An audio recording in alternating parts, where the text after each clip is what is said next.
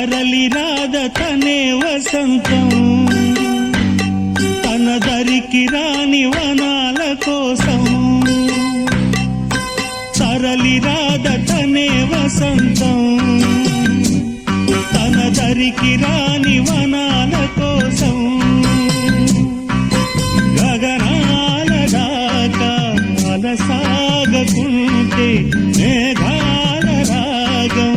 ఇలా చేరుకోదా తరలి రాద తనే వసంతం తన దరికి రాని వనాల కోసం